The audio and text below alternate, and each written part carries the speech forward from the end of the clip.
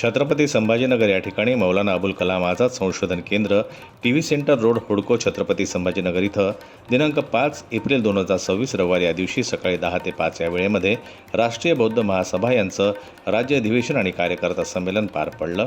यामध्ये संपूर्ण महाराष्ट्रातून राष्ट्रीय बौद्ध महासभेचे संपूर्ण कार्यकर्ते ऐतिहासिक नगरी छत्रपती संभाजीनगर या ठिकाणी उपस्थित होते। महापुरुषांच्या विचारधारेवर चालणारा भारत घडवणं या विचारधारेवर चालणारा राष्ट्रीय बौद्ध महासभा डॉक्टर बी.आर. आंबेडकर यांचे स्वप्न पूर्ण करण्याचा प्रयत्न आणि संकल्प करत आहे। त्यामुळे पुढील रूपरेषा आणि कार्यकर्त्यांना मार्गदर्शन करण्यासाठी कार्यक्रमाचे उद्घाटक व मुख्य मार्गदर्शक माननीय दर्पण प्रकाश भारतीय, बौद्ध मुख्य वक्ता बी.एस. बौद्ध अध्यक्ष माननीय चांगदेव शेंडे महाराष्ट्र, मुख्य अतिथी म्हणून माननीय इंजिनियर शेषराव गांगडे सर, मान्य एल.पी. अमृत, बौद्ध अतिथी खेमकांत सोलंकी, इंजिनियर शुद्धोधन बड़वने, डॉक्टर विलास चौहान, ईश्वर कड़वे हे उपस्थित होते। अधिवेशन का उद्देश्य यही है कि जो तथागत बुद्ध के विचारधारा है, बाबा साहब की विचारधारा है, मानवर काशीराम की विचारधारा है, जो बहुजन महापुरुष जिन्हें हम कहते हैं, उन विचारधारा मानवतावादी विचारधारा है, समता स्वतंत्रता बंधुत्व पर आधारित विचारधारा है। इसी पर हमारा संविधान, बाबा साहब ने संविधान का निर्माण किया गया है और उसका मानव कल्याण से संबंध है। माने कोई जो अमीर गरीब की खाई न हो, सभी आर्थिक, सामाजिक, राजनीतिक, आर्थिक सभी प्रकार से एक समानता हो, ऐसा राज्य हो, ऐसा भारत हो।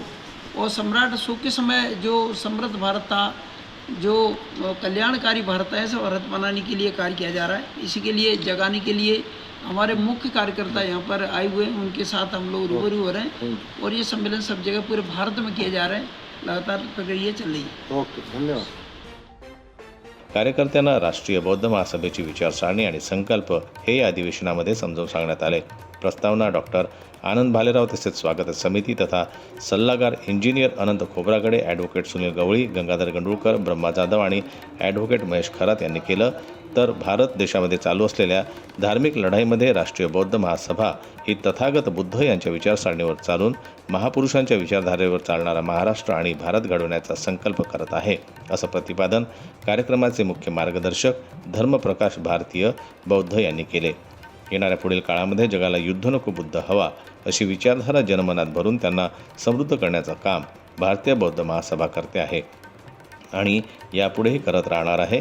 यामुळं बहुजन समाजातील सर्व लोकांनी राष्ट्रीय बौद्ध महासभेच्या कार्यास गती देण्यासाठी राष्ट्रीय बौद्ध महासभेचं सदस्यत्व स्वीकार करावं असं आवाहन करण्यात आलं। मोठ्या उत्साहाने या कार्यक्रमाचं आयोजन यशस्वी झालं आणि पुढील पिढीस तथागत बुद्धांचे विचार त्यांच्यापर्यंत पोहोचवण्याचं काम हे सुद्धा राष्ट्रीय बौद्ध महासभेच्या कार्यकर्त्यांचं आहे, असंही धर्मप्रकाश भारतीय बौद्ध म्हणाले।